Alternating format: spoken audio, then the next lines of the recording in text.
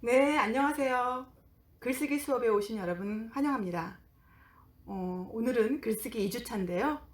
제발 이번 주까지만 온라인으로 수업이 되고 다음 주부터는 만날 수 있기를 아주 간절한 마음으로 바랍니다. 학교에는 봄이 가득합니다. 이 가득한 봄을 여러분과 같이 나누고 싶어요. 제가 3월 첫 주에 학교에 와서 눈물이 나더군요. 한 번도 3월에 학생들을 못 만난 적이 없었는데 이렇게 텅 비어있는 학교를 보니까 마음이 많이 울적했어요. 그래도 좀 어려움은 이겨내라고 있는 거잖아요. 인간은 이겨낼 수 있습니다. 이럴 때일수록 아름다운 연대를 통해서 고통을 이겨나가는 우리들의 모습을 보여주시면 좋겠죠.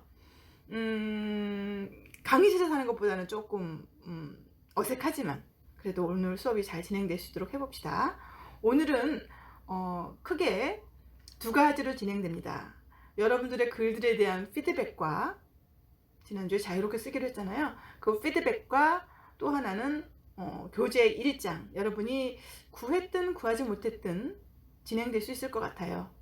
좀 관심 있는 학생들은 좀 구입을 해주시면 더 좋겠고요. 워크북 형태를 갖추고 있어서 책을 꽉 채워서 여러분이 거기에 빈칸도 넣고 이러면 훨씬 유용하게 여러분들의 글쓰기가 잘 진행됐는지 안 되었는지를 제가 볼 수 있는 그런 작업장이 될 수 있거든요. 네, 그렇고요. 그래서 따라서 앞으로 진행될 영상을 잘 봐주시면 되겠습니다. 파이팅! 자, 그러면 두 번째 주 글쓰기 수업을 시작하겠습니다. 수업에 들어가기 전 지난주 복기를 할게요. 우리 수업을 위해 꼭 필요한 것 3가지. 필기도구 반드시 있어야 되고요. 기본인데 자꾸 강조하죠. 이때 어떤 학생이 교수님 저는 탭으로 자주 쓰는데 괜찮습니까? 괜찮습니다. 심지어 블루투스 뭐죠? 키패드 그걸 가지고 와서 써도 괜찮습니까? 괜찮습니다. 그 다음에 생각, 읽기, 쓰기 지금 요즘 시간이 너무 안 가요 이런 학생도 있었는데 이럴 때 많이 생각해두고 제가 한 학기를 미리 보라고 했으니까 여러분이 보고서 쓸 때 이런 거 해야지 그런 생각들을 미리 해두시면 진도가 좀 빨리 나가겠죠. 3시간 수업일 때 1시간 반 만에 끝낼 수도 있어요. 먼저 준비가 되어 있어서 되면 보고서 같은 경우도 그렇게 양이 부담이 되는 양은 아니기 때문에 미리미리 생각만 해둔다면 수월하게 나갈 수 있습니다. 물론 쓰는 요령은 제가 같이 드리니까 써두실 필요까지는 없어요. 대강 얽어만 두시면 될 것 같습니다.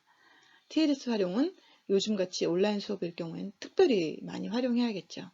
그 쓴 것들, 생각한 것들 다 TLS에 저장해 두시면 학생 글을 파일로 전체로 다운받아서 채점하는 저로서는 글이 많을수록 성적이 잘 나갈 수밖에 없을 것 같아요. 반장과 조장은 수업 시간에 뽑겠습니다. 또 하나 이제 중요한 게 이거 할 때 자꾸 칙 소리가 나죠? 이게 가장 중요한 개념들하고 생각해서 그래요. 우리 수업의 개념들은 이겁니다. 글로 재미있게 놀기예요.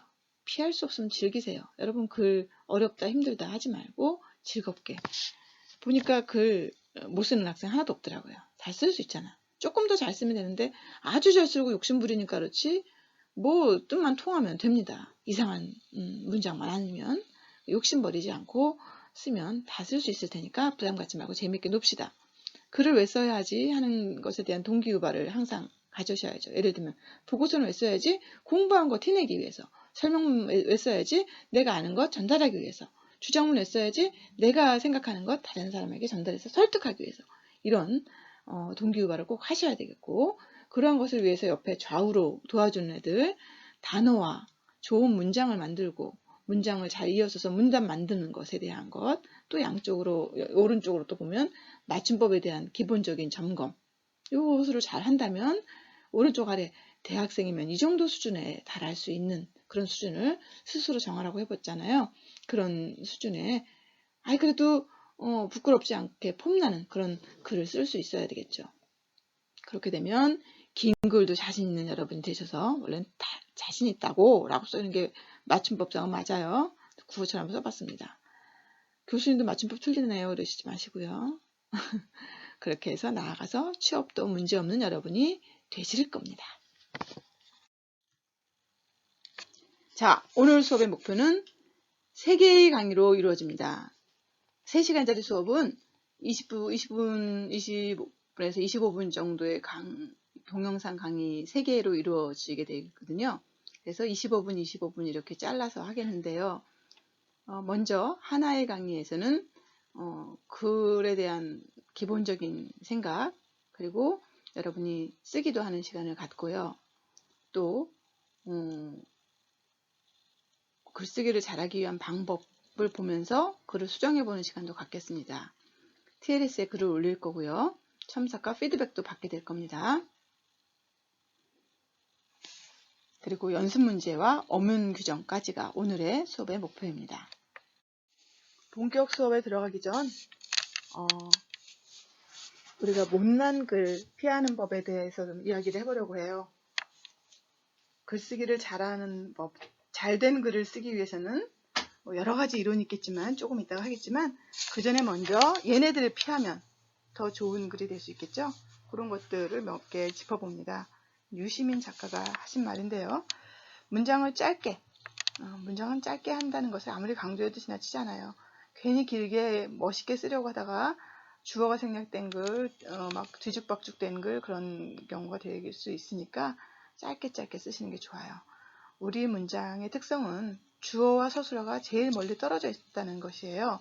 영어는 he is, I am 이렇게 바로 주어 서술어가 붙어 있는데 중국어도 그렇죠. 그런데 우리는 주어를 쓰고 한참 있다가 서술어를 쓰게 돼서 서술어를 쓸 때쯤 주어가 뭐였든지 잊어버리는, 뭐였든지 가물가물하면 뭐 이건 나쁜 건데 어쨌든 그런 특성을 가지고 있기 때문에 잊어버리지 않을 정도의 거리, 주어와 서술어가 멀지 않게 짧게 쓰는 게 중요할 것 같습니다. 그렇다고 우리 글이 어렵고 안 됐다는 것이 아니에요. 좋지 않다는 것이 아니에요. 서술어를 쓸 때까지 주어를 기억할 수 있는 그런 비상한 고도의 문장력이라고도 우리가 생각해 볼 수 있을 것 같습니다. 두 번째, 그러려면 군더더기도 없애야 되겠고요. 거시기 화법이라고 이제 작가가 말했는데 그것은 이제 자기도 잘 모르는 것에 대해서 그냥 책임질 수 없는 것들을 말하는 거라고 생각하는데요.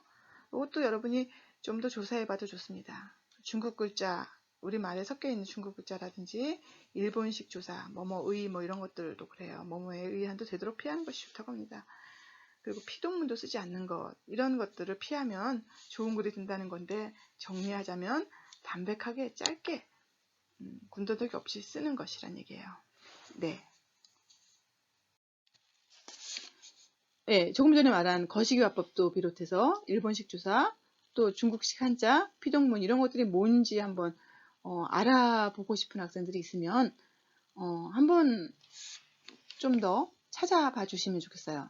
공부해 주시고 제가 한 걸음 더 게시판을 TLS에 만들어 놓겠는데요. 만들기 전까지 여러분의 파일을 잘 저장해 두세요. 그런 다음에 만들어지면 게시판에 올려주시면 강의실에서 수업할 때 매 시간 첫 시간에는 그 주에 있는 한 걸음 더 자기 나름대로 글 쓴 것도 괜찮고 지난 수업에서 조금 더 알아보는 것들도 좋고 그렇게 한 걸음 더에 있는 것들은 발표하는 시간을 드리고 그리고 역시 가산점도 챙겨드리겠습니다. 열심히 쓰자, 많이 쓰면 많이 남는다 이런 기본적인 생각을 좀 적어봤는데요. 티끌을 모아봐야 티끌이라는 우스갯소리가 있어요. 글쓰기는 그렇지 않다는 겁니다. 글쓰기는 티끌이 모여 태산이 된다는 겁니다. 여러분 시간 쓰는 티끌들을 잘 모으시면 태산이 될 수 있고요. 그것을 통해서 학기 말에는 책도 만들 수 있다는 것을 알게 됩니다. 수업 시간마다 1시간 정도 집중해서 쓰게 되는데 잘 모아서 또 수업 시간 외로 쓰는 글들, 모든 글들, 다른 수업을 위해서 쓰기 했던 것도 다 모으세요. 그래서 그런 것들을 다 공모전에 나가려고 준비했던 것, 경진대회 이런 것들도 다 모으시면 태산이 되고요. 그러한 많은 글쓰기 훈련을 통해서 여러분의 글쓰기 근육이 길러진다고 할 수 있습니다. 네, 교재를 구한 학생들은 교재 일장을 읽어보면 좋을 것이고요. 그렇지 않은 학생들도 간단히 보시면 좋을 것 같아요. 일장에서 다루는 것은 수행성과 가능성, 다양성과 창의성, 관계 속에서 사유하기. 그러니까 글쓰기를 실제로 해보아야 될 텐데 실제로 하면서 다양한 가능성을 체험하게 된다. 다양한 가능성으로 글을 쓰게 된다. 그 안에서 창의성도 발휘된다. 뭐 이런 얘기. 그런데 그럼에도 불구하고 가장 중요한 것 중에 하나는 우리를 둘러싼 관계 속에서 사유하는 것이 필요하다라는 얘기예요. 이러한 것을 교재를 통해서 보여주는 것 중에 하나가 스티브 잡스의 스태포드 졸업 연설문인데요. 그것도 지금 다 읽는 것은 조금 지루함을 야기할 수 있을 것 같아서 다른 이야기를 좀 더 하면서 수행성, 가능성, 다양성, 창의성을 조금 더 보충하기로 하겠습니다. 먼저 우리가 글쓰기를 할 텐데 글이란 뭔가를 다시 원론적인 이야기부터 좀 시작해 보려고 해요. 글이라는 건 뭘까요? 가운데 네모가 글이라고 생각해 봅시다. 글은 말과 글로 이루어져요. 그 안에는 내용이 있고 형식이 있습니다. 그 네모를 만드는 사람이 왼쪽에 있는 필자죠. 그 사람은 표현을 해서 네모를 만들고 텍스트를 만들고 독자에게 이해를 시킵니다. 작가는 글을 쓰고 필자는 글을 쓰고 독자는 그걸 읽음으로써 글을 주고받게 되는 거죠. 여기서 내용과 형식에 대한 얘기를 좀 더 해보자면 이제 어떤 글에 있어서 의미가 있죠. 이 작가가 이걸 통해서 무슨 얘기를 하고 싶은가 하는 거예요. 또 글자가 어떤가, 글자체가 어떤가, 글 문체가 어떤가 이런 건 형식이에요. 음식으로 예를 들자면 음식의 맛이 내용일 거고 음식이 담겨있는 용기라든가 혹은 되어 있는 상태, 스파게티면 스파게티, 라면이면 라면, 짜파구리면 짜파구리 뭐 이런 것들이 형식이라고 할 수 있겠죠. 이제 예를 하나 더 보여주자면요. 사람의 겉모습은 형식이에요. 글은 이렇게 우리 사람의 겉모습 같은 형식이 있습니다. 그런데 그 겉모습 같은 그 글을 그냥 글씨로만 보면 형식에서 그친 거고요. 그 글을 통해서 작가가 무슨 이야기를 하고 싶은 건가 파악해 나간다면 의미를 파악해 나가는 거겠죠. 그런 것처럼 이 우리의 겉모습만이 아니라 그 사람의 어떤 정신, 인품 이런 것들을 우리가 생각하게 되는데 그게 바로 우리의 내용이죠. 여러분은 어떤 형식을 가지고 있습니까? 아주 그럴듯한 그죠? 아주 부모님으로부터 받은 아주 그럴듯한 여러분들의 허우대, 멀쩡한 그런 형식을 가지고 있어요. 그런데 그 안에 내용은 더 어때요? 더 멋지죠? 더 멋진 여러분의 내면 기대하겠습니다. 자, 그러면 글이 좋아지려면 내용도 좋아야 되고 형식도 좋아야 될 거예요. 내용은 여기 이제 그림을 이런 그림을 가져와 봤는데요. 이제 어떤 사람의 생각, 사상, 감정을 써서 독자에게 전달해서 독자로 하여금 공감을 일으키는 그런 것이어야겠죠. 때로는 이해시키고 때로는 설득을 시키는 그런 것이 내용적인 측면이라면 여기 그림을 보세요. 멋진 주방이에요. 이런 것처럼 형식도 좋은 글이 되면 더 바랄 나위가 없겠죠. 그럼 내용이 좋은 글은 어떤 글인가 생각해 볼게요. 간단하게 말하면 처음부터 끝까지 주제에 집중하는 글. 이 얘기하다가 저 이야기하다가 그러지 않고요. 둘째, 조금 전에 이야기한 것처럼 교감하는 글. 세 번째, 내면을 담아야 돼요. 모든 글에는 그 글쓴이의 내면이 담깁니다. 그래서 글쓰기를 하는 사람은 책임감이 있어야 된다고 말해요. 그 글을 통해서 다른 사람이 영향을 받을 수 있기 때문에요. 글은 곧 그 사람이다. 이런 말도 있잖아요. 글이 바로 여러분의 내면을 표현하는 것입니다. 처음부터 끝까지 주제에 집중한다는 것은 이제 그 어떤 주제를 뚜렷하게 가지고 그 주제를 구현하기 위해서 전략적으로 글을 쓴다는 얘기예요. 이때 그냥 취향을 고백할 수도 있고 주장할 수도 있어요. 그죠? 나는 이런 게 좋아. 그러면 이제 그 사람 그렇구나. 그럼 그냥 끝이에요. 근데 나는 이게 좋으니 너도 이렇게 해. 라고 주장을 할 수가 있어요. 그럴 때는 그런 글의 경우에는 반드시 논증을 해야 돼요. 이것이 좋으니 왜 좋은지 주장할 수 있어야 되거든요. 어쨌든 그런 취향 고백이든 주장이든 처음부터 끝까지 한 가지 주제에 집중해야 돼요. 그런 말이 있어요. 글은 손으로 쓰는 것이 아니라 머리로만 쓰는 것이 아니라 온몸으로 쓴다. 특히 요즘은 엉덩이로 쓴다 이런 말도 하거든요. 그러니까 똑바로 앉아서 끝까지 뚝심 있게 길게 쓸 수 있는 그런 어떤 집중력을 말하는 거죠. 두 번째 교감하는 글이라고 했는데 그 장르가 무엇이든 간에 설명문이든 혹은 기사문이든 여러분이 기대하고 있던 학술적 보고서든 내가 공부한 바를 다른 사람에게 표현해서 그 사람으로 하여금 저 공부 많이 했네 혹은 야 그럴듯한 주장이구나 하고 설득되는 그런 식으로 독자와 교감하도록 하는 것이 내용이 좋은 글의 특성입니다. 세 번째는 자신의 내면을 표현하게 돼요. 그렇기 때문에 표현할 내면이 좋아야겠죠. 표현할 내면이 거칠고 황폐하면 좋은 글을 쓸 수 없다는 겁니다. 글을 쓰고 인정받고 존경도 받는 사람이 되어야겠어요. 그러려면 우리는 좋은 내면을 갖추도록 노력해야 될 것 같습니다. 자, 이제 형식이 좋은 글에 대해서 생각해 볼까요? 형식이 좋은 글은 이제 한 학기 내내 공부하게 될 거기 때문에 간단하게 조금만 이야기하려고 해요. 1번, 2번, 3번, 4번, 5번인데요. 제목이 여러분 지난 시간에 내 글의 내비게이션이라든지 미리 쓰는 한 학기 글쓰기라든지 여러분 제목을 달았어요. 모든 글에는 제목을 다는 게 좋습니다. 글의 내용 전체를 조망할 수 있는 구체적인 제목을요. 예를 들면 독후감을 쓴다고 했을 때도 이런 진부한 제목은 피하는 게 좋아요. 어떤 책을 읽고 영화를 보고 이렇게 하지 않기. 들여쓰기라는 것은 문장을 시작할 때 한 칸 들여쓰는 거예요. 여러분 지금 교재를 가지고 있는 사람도 잠깐 볼까요? 교재를 보시면 예를 들어서 어디로 볼까요? 18페이지 봅시다. 스티브 잡스의 글이 있는데요. 여기 보면 이제 거기 회색 글씨 보면 나는 리드 대학을 6개월 다니다가 이런 얘기할 때 한 칸 들여썼죠. 그 다음 문단 17년 후 나는 대학을 거기도 한 칸 들어가잖아요. 이렇게 나는부터 허락하였습니다까지를 한 문단이라고 하잖아요. 문단을 시작할 때 한 칸 들였습니다. 문장 쓰기에 있어서는 문장을 아까 어떻게 쓴다 그랬죠? 짧게 쓴다. 그러면서 바른 문장을 써야 된다. 그 다음에 논리를 연관지어서 문단을 잘 써야 되고 문장을 이어서 문단을 만들어야 되는데 그런 것은 우리가 한 문단 글쓰기 할 때 본격적으로 실습할 겁니다. 문단 나누기를 잘한다 라는 말은 이야기 토막을 자르는 거예요.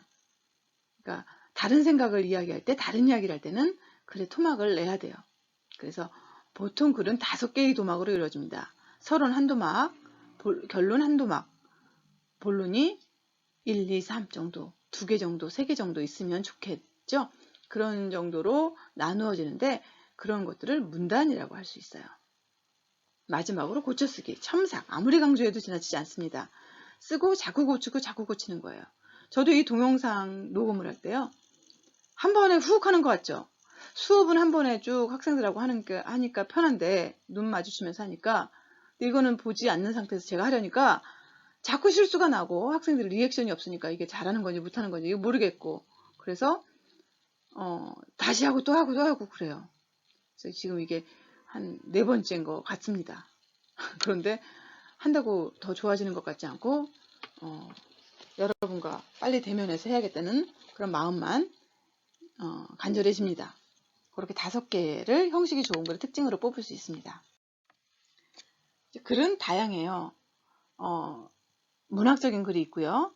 실용적인 글이 있습니다. 앞에 그 원효에 관한 글이나 혹은 학생의 경험 같은 것은 아마 문학적인 글, 수필에 해당될 겁니다. 그리고 보통 실용적인 글, 우리가 수업 시간에 많이 다루게 될 글들은 주로 실용적인 글인데요. 설명문, 논설문도 마찬가지지만 제안서, 그리고 우리 수업 시간에 쓸 보고서라든지 자기소개서 같은 것들은 실용적인 글입니다. 자, 이제 좋은 글을 한번 몇 개를 예를 들어 보려고 해요. 한승원이라는 작가가 쓴 글인데요. 누가 원효를 왜곡하는가? 라는 글이에요. 한번 읽어볼게요. 대면 수업이면 여러분을 읽히는데 안타깝습니다. 자, 여러분은 이 글이 이야기하는 게 뭔지 좀 생각하면서 들어주세요. 삼국유사의 저자인 이련 스님의 원효 오독 잘못 읽은 거예요. 에 대한 나의 의구심은 전라남도 무등산에 왜 원효사가 있을까 하는 생각에서부터 싹서났다. 이 글의 주요 대상이 원효사겠구나 이렇게 생각하면 되겠죠. 무등산은 예나 이제나 하늘과 땅의 도리에 어긋난 행위에 대한 거부와 저항의 의지를 가지고 있는 산이다. 그 무등산 중턱에 왜 원효사가 세워졌을까? 소설 원효를 쓰며 우리 역사의 행간 구비구비에서 원효사가 무등산에 세워진 이유를 나는 이렇게 읽었다. 그것은 전라북도 부안군 계암사 뒤 울금바 위에 있는 거대한 굴을 원효방이라고 명명한 이유와 같다. 사람들은 원효사의 창건연대를 막연하게 신라 문무왕 때라고 주장한다. 그 절을 세운 사람도 물론 원효라고 말한다. 한데 원효가 왜 하필이면 여기에 와서 절을 세웠는가 하는 까닭에 대해서는 확실하게 모른다. 그냥 한국교회의 큰 성인인 그가 한국 불교죠. 한국 불교의 큰 성인인 그가 둘러본 바 절이 설만한 자리이므로 대중교화를 위하여 창건하고 불자들로 하여금 수도를 하게 했을 거라고 생각하는 정도이다. 그런데 무등산 자락에 자리 잡고 있는 원효사의 대력은 남다르다. 신라 문무왕 시절은 백제와 고구려가 멸망된 지 오래지 않을 때 통일신라가 바야흐로 시작되는 시기이다. 때문에 옛 백제의 저항 세력이 여기저기에 운거하고 있었다.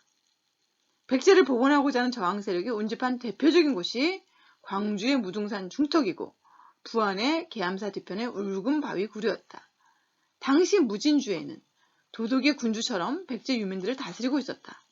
무진도독은 통일전쟁을 치르는 동안 많은 공을 세운 신라의 무인이므로 무력으로 다스리려 했고 그 무력적인 진압은 더 큰 반발을 불러오고 무등산의 저항 세력은 갈수록 거대해졌던 것이다.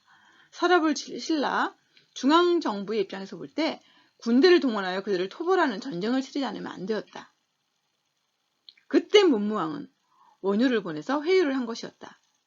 문무왕이 원효라는 카드를 사용하려 한 데에는 그럴 만한 이유가 있었다. 자, 왜 원효를 불렀는지 그 이유가 나오죠. 원효는 원래 삼국전쟁을 돕지 않았다. 그는 한반도 안에서 가장 왜소한 나라가 신라, 당나라의 원병을 끌어들여 백제와 고구려를 무너뜨리려 할 때 목숨을 걸고 반대운동을 한 인물이다. 그는 불국 정토로서의 통합이 이루어져야 한다고 부르짖은 세계주의자이고 평화주의자였다. 그의 반대운동은 오늘날 데모였다. 시장에서 그의 지지자들과 더불어 신라 하늘이 무너지고 있다! 하고 외친 것이다.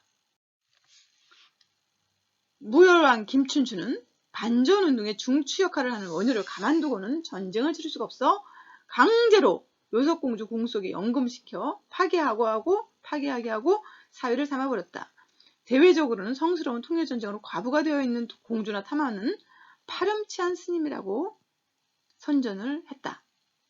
원효는 통일전쟁이 끝난 다음에야 연금에서 풀려날 수 있었지만 그의 반전운동, 아까 신라의 삼국 통일전쟁에 반대했다 했잖아요. 에 대한 소문은 백제의 옛 땅의 지식인들 사이에 잘 알려져 있었다. 때문에 문무왕은 무등산의 저항 세력을 무력으로 제압하려 하지 않고 원효에게 그들을 회유해달라고 청했고 평화주의자인 원효는 동족 간의 피 흘림을 막기 위하여 죽음을 무릅쓰고 무등산에 가서 저항 세력을 회유했다. 원효사는 바로 그 결과물인 것이다. 그런데 불행하게도 원효는 굴절되어 있다. 신라 땅의 모든 젊은이들과 물자들이 전쟁터로 실려나가고 전쟁으로 인해 생긴 과부들만 우글거리던 그때 급한국에 원효는 여자 생각에 동하여 전쟁으로 말미암아 과부가 된 요석공주하고 동침해나고 싶어한 파렴치한 승려였다고 이제 역사가 기록을 했나 보죠. 신화나 전설은 역사적 사실을 안개로 포장한다. 신화 전설을 깊이 읽으려면 그것의 껍질을 여러 방향에서 구조적으로 벗기고 분석하고 깊이 읽지 않으면 안 된다. 네, 문장도 굉장히 좋고 내용도 좋으며 여러 가지 우리로 하여금 생각하게 하는 그런 글이라고 볼 수 있죠. 네, 이것은 신현복 선생님의 글이에요. 이것도 좋으니까 간단히 읽어볼까요? 나는 내가 당신에게 정작 이야기하고 싶은 것은 사랑의 방법에 관한 것입니다. 아무리 절절한 애정을 담고 있다 하더라도 그것을 표현하는 방법에 따라 대상을 오히려 그르칠 수도 있는 것이 바로 사랑의 역설입니다. 사랑의 방법을 한 가지로 한정하는 것이야말로 사랑이 아닙니다. 그러나 그럼에도 불구하고 누가 내게 가장 정직한 사랑의 방법을 묻는다면 나는 함께 걸어가는 것이며 함께 핀 안개꽃이라고 대답할 것입니다. 함께의 가치 중요하죠. 더불어 사는 세상, 같이 사는 세상이기 때문에 사랑, 함께, 같이 이것에 대한 중요성을 이야기하는 것입니다. 또 그 다음 문단, 나는 간디 물레 앞에서 그의 진리의 길, 그의 사랑의 방법을 생각합니다. 외국 작품을 불사르느니 가난한 사람에게 나눠주자 라고 말한 타고르의 반론에 대하여 간디는 그것을 불태울 때 우리는 수치심도 함께 태웠다고 대답합니다. 영어 교육을 주장한 타고르에 대해서 간디는 영어 교육은 결국 영국인이 인도인을 대하듯이 처신하는 인도인을 만들어내게 될 것을 우려합니다. 오늘날 우리가 주체성을 갖지 못하는, 민족적인 주체성을 갖지 못하는 그런 경향도 가끔 보게 되는데요. 민족주의를 넘어서야 하는 세상이긴 하지만 그래도 그리고 우리 집, 또 우리나라, 우리 민족 그런 어떤 주체성에 대한 생각은 하는 것이 좋다는 것을 간디를 통하여 알 수 있습니다. 그가 이끌었던 비폭력, 불복종 운동이 식민지 인도의 거대한 잠재력을 폭발적으로 일으켜 세우듯이 그의 무소유 사상은 현대 자본주의를 새롭게 하는 메시지라는 생각이 듭니다. 무소유는 간디 경제의 기본 원리입니다. 근대 경제에 대한 강한 비판 이론입니다. 필요하지 않는 것은 소유하지 않으면 쌓아두지 않아야 한다는 그의 무소유 이론, 거대 자본의 전횡을 포위할 수 있는 비폭력, 불복종 투쟁의 경제학적 변형이면서 새로운 세계의 문명론이라 할 수 있습니다. 그에게 진보는 삶의 단순화, 영어로 하면 progress is simplification. 굉장히 중요한 말이에요. 진보라는 것은 삶을 단순화, 조금 더 단순하게 하자. 너무 많이 가지려고 하지 말고 너무 많이 소유하려고 하는 것은 좋지 않다는 것을 우리도 체험적으로 많이 알게 되는데, 더불어 숲이라는 책의 제목, 2007년도에 나온 건데요. 아직도 읽히는 베스트셀러 중에 하나입니다. 본격 작가들의 글만 좋은 것이 아니라 진솔한 글이면 우리 모두의 글이 좋은 글이 될 수 있습니다. 이거는 학생이 대학에서 실시한 공모전에서 상을 받은 그런 글인데요. 그렇게 많이 꾸미지도 않았지만 진솔합니다. 3학년 2학기부터 본격적으로 아동을 맡아 언어 치료를 시작하게 되었다. 내가 처음으로 만난 나의 첫 아동은 초등학교 2학년 시각장애와 정서장애까지 있는 중복장애 여자아이였다. 아동을 만나고 나서 나는 복도 지지도 없는 사람이라는 생각이 들었다. 이럴 수가, 이토록 나를 힘들게 하는 학교 생활에 드디어 끝장을 보는 거구나 라는 생각이 절로 들었다. 아주 진솔한 그런 글이잖아요. 그러다가 이제 학생을 만나서 가르치면서 보람을 느끼면서 그 가운데 뭔가를 깨닫고 거기서 발전하게 되어 어떤 생각의 발전, 사고의 확장을 갖게 된 그런 경험을 담고 있습니다. 여러분의 글도 얼마든지 이렇게 크게 맞춤법상이라든지 문장상 오류만 없으면 진솔함을 담을 수 있다면 좋은 글이 될 수 있는 가능성을 여기서 볼 수가 있죠. 앞에 신영복 선생님까지가 문학적 글이라고 한다면 이건 이제 실용적 글의 예로 한번 가지고 왔어요. 이건 이제 논문의 앞에 글인데요. 좀 다른 분의 것이 더 좋은 게 많은데 시간 관계상 제 것을 그냥 가지고 왔습니다. 이건 이제 요약한 거라서 이 글에서는 4.19 혁명을 다룬 오탁분의 굴뚝과 천장에 나타난 1960년대 한국 대학생의 주체화 과정을 통하여 프라이드와 부끄러움의 의미 영역을 살펴봤다. 굴뚝과 천장에는 나와 그라는 이름도 주어지지 않은 두 인물의 삶을 통해 혁명기 대학생의 주체화 과정이 그려진다.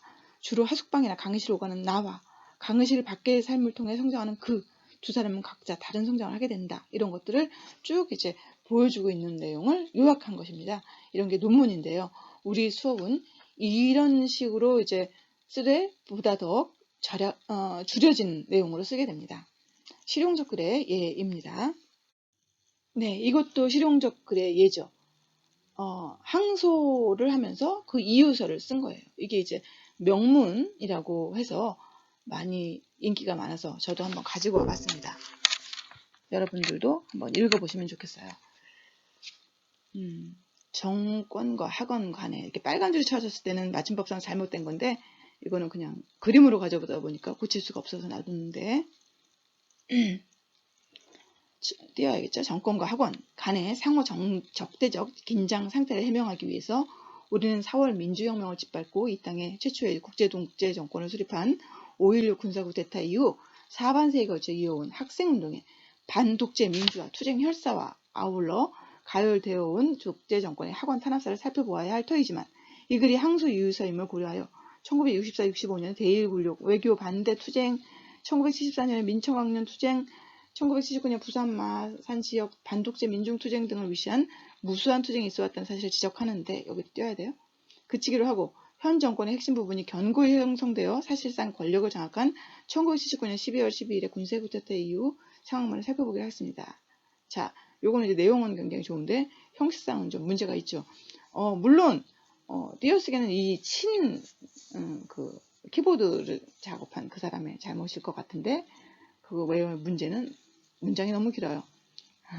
그러니까 이렇게 길게 써도 주어 서술어 호응이 이상하지 않으면 괜찮지만 문장을 둘, 넷, 여섯, 8줄이나 썼으니까 이렇게 긴 글은 우리는 좀 지양합시다. 그래도 매끄럽게 읽힌다는 점에서는 이게 잘못된 문장은 아님을 볼 수가 있어요. 굉장히 글을 잘 쓰는 분이기 때문에 이게 네. 1차 시를 정리합니다. 이제 여러분은 실습을 할 거예요. 글쓰기라는 것은 수행이면서 수양이므로 여러분은 실제로 쓰고 그걸 통해서 여러분의 수양도 해볼 필요가 있습니다. 또 존재를 표현하게 된 것입니다. 글을 쓰면서 여러분 자존감이 높아지게 되는 것을 경험하시길 바랍니다. 또 성찰도 담아야 돼요. 아까 좋은 글의 세 번째 내면을 표현해야 된다고 그랬는데 그러한 성찰을 담음으로써 정신적인 성숙을 좀 꾀야 하시길 바랍니다. 지식의 주체.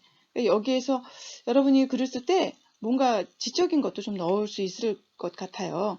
그래서 만약에 학업계획서 혹은 대학생활 계획서 혹은 나의 진로에 있어서 어떤 지적인 측면이 필요하면 그런 것들도 담아 보시기 바랍니다.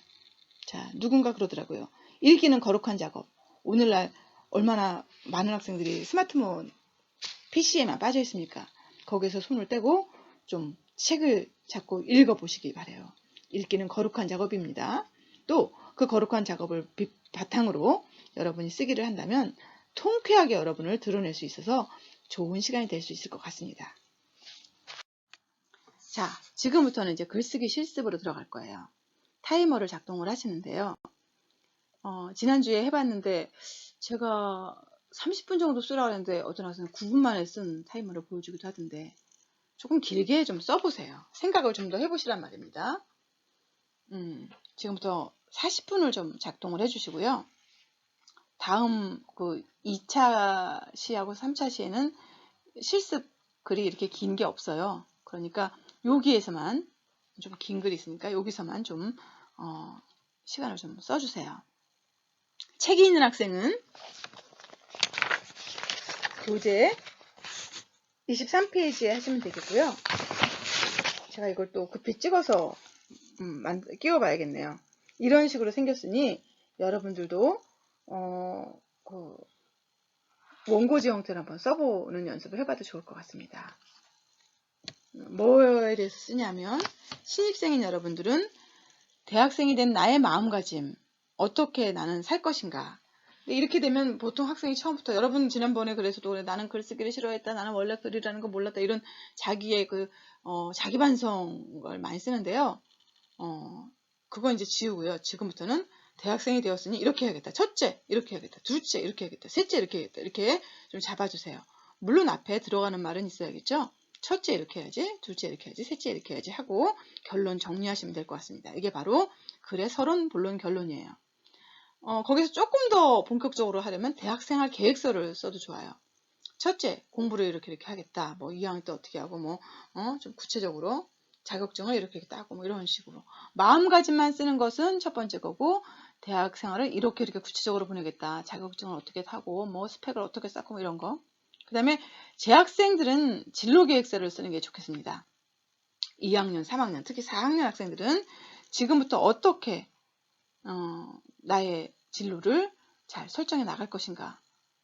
그렇게 해서 해보는데 밑에 조건이 있잖아요. 좋은 글의 내용과 형식을 갖추려 노력하며 쓸 것. 우리가 공부를 했으니까 내용은 아까 세 가지, 어떤 세 가지 있었죠? 그 세 가지 지켜보려고 노력하고, 형식도 그 5가지 있었죠? 그걸 지키려고 노력하면서 한번 써보세요. 다시 한번 봐도 좋으니까. 자, 한글 파일을 열어 주세요. 그리고 끝나면 2번째 강좌로 넘어갑니다. 자, 타이머 시작!